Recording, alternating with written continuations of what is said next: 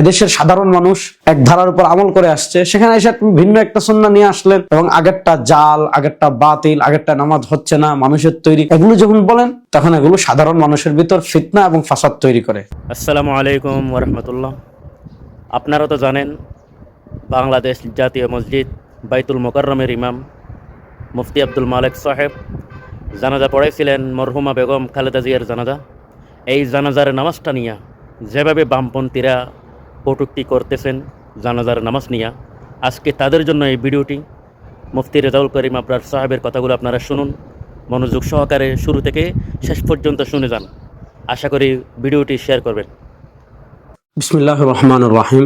প্রিয় দর্শক, জানাজার নামাজে সূরা ফাতিহা পড়াকে কেন্দ্র করে নতুন একটা বিতর্ক আমাদের দেশে সৃষ্টি করা হয়েছে। কিছুদিন আগে বিএনপির চেয়ারপারসন বেগম খালেদা জিয়া, আল্লাহ তাকে ক্ষমা করে জান্নাতের উচ্চ মাকাম দান করেন, তার জানাজায় বাংলাদেশের শীর্ষ আলেম, জাতীয় মসজিদ বাইতুল মোকাররমের সম্মানিত খতিব মাওলানা মোহাম্মদ আব্দুল মালেক হাফিজাহুল্লাহ, আমাদের দেশে হাজার বছর থেকে যে সিস্টেমে, যে পদ্ধতিতে মানুষ জানাজার নামাজ পড়ে আসছে, সেই পদ্ধতিতে জানাজার নামাজ পড়ার কথা বলেছিলেন। প্রথম তাকবীরের পর সানা পড়ার কথা, তারপর দুরুদ শরীফ, তারপর দোয়া, তারপর সালাম ফিরিয়ে তাকবীর দিয়ে সালাম ফিরানোর কথা বলেছিলেন। এরপর থেকে বাংলাদেশে একদম মানুষ বলা বলি শুরু করছে যে জানাজার নামাজে কেউ ফাতিহা না পড়লে তার নামাজ হবে না। এই সকল মাসআলায় বাড়াবাড়ির কারণে সাধারণ মানুষ আসলে বিভ্রান্ত হচ্ছে। এখানে আমি আপনাদেরকে খুব সহজ করে প্রথম যে কথা বলবো সেটা হলো, ইসলামে অনেক বিষয় এমন আছে যেগুলোতে একাধিক বিষয় সুন্নাহসম্মত। সেক্ষেত্রে কেউ একটা সুন্নাহকে প্রাধান্য দেয়, কেউ আরেকটা সুন্নাহকে প্রাধান্য দেয়। এক্ষেত্রে কোনো আমলকেই বাতিল বা কোনো আমল পরিত্যাজ্য বা ওই পদ্ধতিতে নামাজ পড়লে নামাজ হবে না, এই কথা বলার কোনো সুযোগ নেই। যেমন নামাজে আমিন জুড়ে বলা, এটাও প্রমাণিত একটা ধারা, আমিন আস্তে বলা, এটাও একটা ধারা।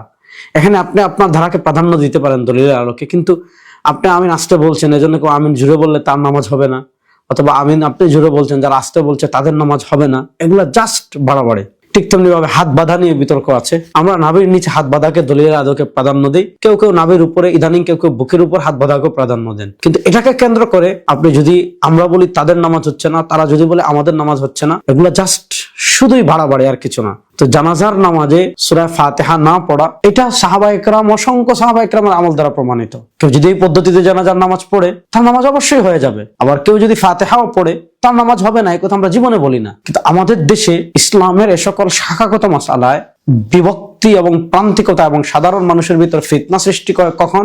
যখন আপনি এই দেশে এক সুন্নাহর উপর আমল হচ্ছে দীর্ঘদিন থেকে, এদেশের সাধারণ মানুষ এক ধারার উপর আমল করে আসছে, সেখানে এসে ভিন্ন একটা সুন্নাহ নিয়ে আসলেন এবং আগেরটা জাল, আগেরটা বাতিল, আগেরটা নামাজ হচ্ছে না, মানুষের তৈরি, এগুলো যখন বলেন তখন এগুলো সাধারণ মানুষের ভিতর ফিতনা এবং ফাসাদ তৈরি করে। সাহাবায়ে কেরাম রিদওয়ানুল্লাহি আলাইহিম আজমাইনের এক বিশাল সংখ্যক সাহাবায়ে কেরামের আমল আছে, তাওয়ারুস আছে, তাবেঈদের আমল আছে, তাওয়ারুস আছে, যে তারা কি করেছেন, সূরা ফাতিহা জানাজার নামাজে পড়েননি।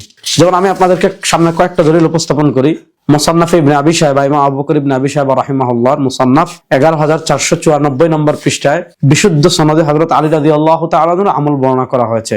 সেখানে এসেছে, হাদাসানা মুহাম্মদ ইবনে ফুদাইল আন আলা ইবনে মুসাইয়িব আন আবিহি আন আলী আন্নাহু কানা ইযা সাল্লা আলা মাইয়িতিন, আলী রাদিয়াল্লাহু তাআলা আনহু যখন জানাজার নামাজ পড়তেন, প্রথমে হামদ পড়তেন, সানা ইয়াহমাদুল্লাহ ওয়া ইউসাল্লি আলা নবী, এরপর আল্লাহ রাসূল সাল্লাল্লাহু আলাইহি ওয়াসাল্লামের উপর দরুদ পড়তেন, সুম্মা ইয়াকুল, এরপর তিনি দোয়া পড়তেন, আল্লাহুম্মা ইগফির লি আহইয়াইনা ওয়া আমওয়াতিনা, এরপর তিনি দোয়া করতেন। অর্থাৎ তিনি প্রথম সানা পড়তেন, তারপর দরুদ পড়তেন, তারপর দোয়া পড়তেন। এই যে আলী রাদিয়াল্লাহু তাআলা আনহুর আমল, এই আমল বিশুদ্ধ সনদে মুসান্নাফ ইবনে আবি শায়বা বর্ণিত হয়েছে। এখন আপনি কি বলবেন যে আলী রাদিয়াল্লাহু তাআলা আনহু নামাজ হয় নাই? আলী রাদিয়াল্লাহু তাআলা নামাজ হয় নাই যদি, তাহলে দুনিয়ার আর কার জানাজার নামাজ হবে বলেন আমাকে? সাহাবায়ে কেরাম রিদওয়ানুল্লাহি আলাইহিম সরাসরি রাসূলুল্লাহ সাল্লাল্লাহু আলাইহি ওয়াসাল্লাম থেকে নামাজ দেখে দেখে শিখেছেন, জানাজা দেখে দেখে শিখেছেন, হজ দেখে দেখে শিখেছেন।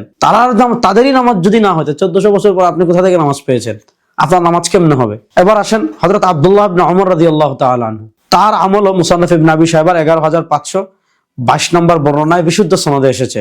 মালিক আন নাফি'ন আন আব্দুল্লাহ ইবনে ওমর কানা লা ইয়াকরাউ ফিস সালাতি আলাল জানাজা, যে আব্দুল্লাহ ইবনে ওমর রাদিয়াল্লাহু তাআলা আনহু জানাজার নামাজে তিনি কি করতেন না? কোরআন পড়তেন না।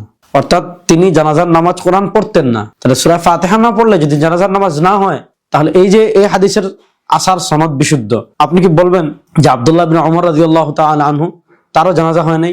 একইভাবে হযরত আবু হুরায়রা রাদিয়াল্লাহু তাআলা আমল আছে, হযরত উবাদা ইবনে সামিত রাদিয়াল্লাহু তাআলা আমল আছে, সাহাবায়ে কেরাম রিদওয়ানুল্লাহি আলাইহিম আজমাইনের এক জামাতের আমল আছে, যে তারা জানাজার নামাজে কি করেননি? সূরা ফাতিহা পড়েননি। আমরা এই সুন্নাহকে প্রাধান্য দেই, আমরা এইভাবে জানাজার নামাজ পড়ি, এটা অবশ্যই সুন্নাহসম্মত, কারণ সাহাবায়ে কেরামের এক জামায়াতের আমল আছে। আপনি যদি সানা না পড়ে ফাতিহা পড়েন, আমরা তো আপনাকে বাধা দিচ্ছি না, এবং আমরা এটাও বলি না যে আপনার নামাজ হয় নাই। কিন্তু আপনারা যদি বলেন এই নামাজ হয় নাই বা এই নামাজ বাতিল, তাহলে প্রথম প্রশ্ন হবে, আপনি কি এটা বলবেন যে আলী রাদিয়াল্লাহু তাআলার নামাজ হয় নাই, আবু হুরায়রা রাদিয়াল্লাহু তাআলার নামাজ হয় নাই, ইবনে ওমর রাদিয়াল্লাহু তাআলার নামাজ হয় নাই, উবাদা ইবনে সামিত রাদিয়াল্লাহু তাআলার নামাজ হয় নাই? এগুলা জাস্ট সাধারণ মানুষের মধ্যে ফিতনা সৃষ্টি করা।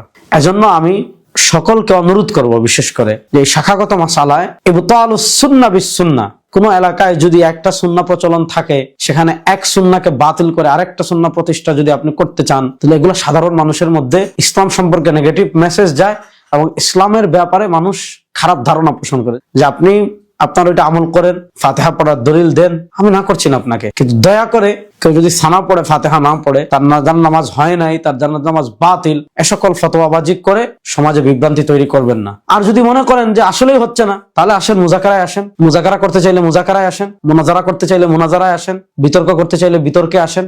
আপনাদের ভিতর যারা আলেম আছে, আপনাদের ভিতর যারা মেধাবী আছেন, আপনাদের ভিতর যারা কোরআন সুন্নাহ পড়তে পারেন, ইলাল বুঝেন, জরাহ তাআদিল বুঝেন, আসমাউর রিজাল বুঝেন, তাওয়ারুজ বুঝেন, মুকারানা বুঝেন, আসেন মুজাকারা করি, মুনাজারা করি। তাই আসেন, বিভেদ তৈরি না করে আল্লাহ তাআলা এবং রাসূলুল্লাহ সাল্লাল্লাহু আলাইহি ওয়াসাল্লাম, সাহাবায়ে কেরাম, সালেফে সালেহিনের অনুসৃত পথে আল্লাহ তাআলা আমাদের সবাইকে আমল করার তৌফিক দান করুন। আসসালামু আলাইকুম ওয়া রাহমাতুল্লাহি ওয়া বারাকাতুহু।